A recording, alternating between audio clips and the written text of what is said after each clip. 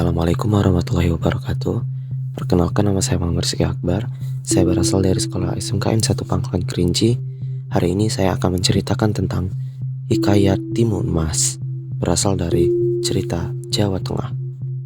Pada zaman dahulu, di sebuah desa di dekat hutan, hiduplah seorang janda yang bernama Mbok Sirni. Semenjak suaminya meninggal, hidupnya menjadi sangat kesepian. Untuk itu, ia menginginkan seorang anak supaya bisa menemani di sisa hidupnya. Suatu hari, seorang raksasa melewati tempat tinggal Mbok Sirni. Dia mendengar doa Mbok Sirni. Raksasa itu kemudian memberinya biji mentimun untuk ditanam dan dirawat. "Tanamlah biji ini, nanti kau akan mendapatkan seorang anak perempuan," kata raksasa. Lalu kata Mbok Sirni, "Terima kasih raksasa," dan disambut oleh raksasa tersebut yang berkata, "Tapi ada syaratnya. Pada usia 17 tahun, anak itu harus kalian serahkan padaku." Karena Mbok Sirni sangat mendambakan seorang anak, tanpa berpikir panjang, ia pun menyetujui dengan syarat si raksasa. Mbok Sirni kemudian menanam biji-biji mentimun itu dan merawat tanaman yang mulai tumbuh itu dengan sebaik mungkin. Setelah berbulan-bulan, tumbuhlah sebuah mentimun yang berwarna keemasan. Buah mentimun itu semakin lama semakin besar dan berat.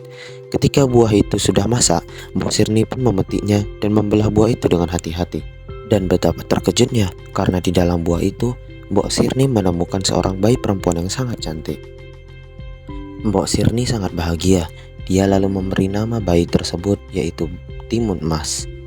Semakin hari, Timun Mas tumbuh menjadi gadis jelita. Suatu hari, datanglah raksasa untuk menagih janjinya yang dulu. Mbok Sirni amat takut kehilangan Timun Mas ini. Dia mengulur janji agar raksasa datang 2 tahun lagi, karena semakin dewasa semakin enak untuk disantap. Raksasa pun menyetujuinya. Setiap kali Mbok Sirni teringat akan janjinya pada raksasa, hatinya pun merasa cemas dan sedih.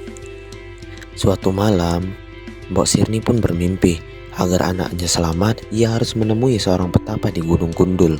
Setelah itu, si Timun Mas pun diceritakan oleh Mbok Sirni semuanya, lalu menyuruh si Timun Mas untuk menemui petapa di Gunung Gundul.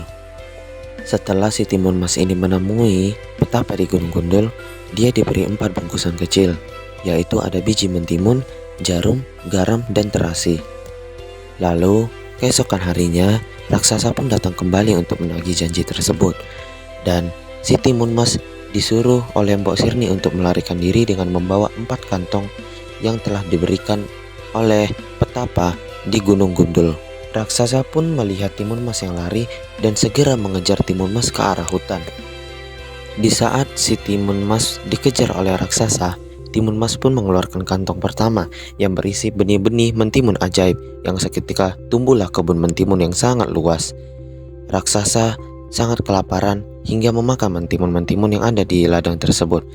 Lalu setelah kenyang, raksasa tersebut kembali mengejar si Timun Mas.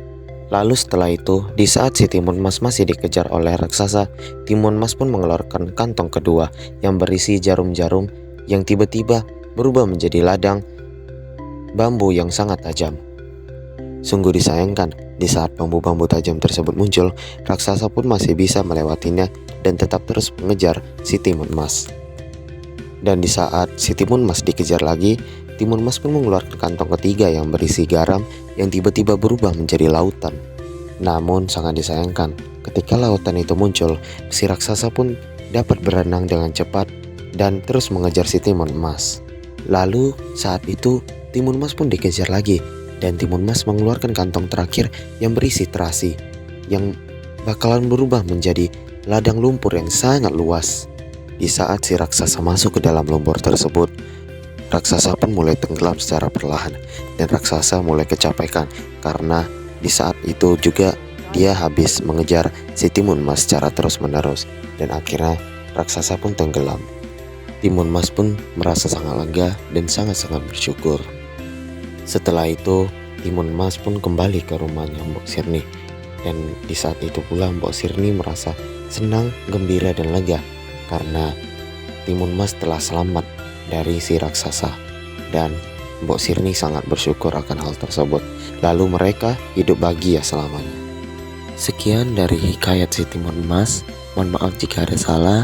Jika ada pengurangan pengeditan juga, saya mohon maaf.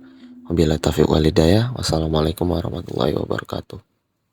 Audio Jungle.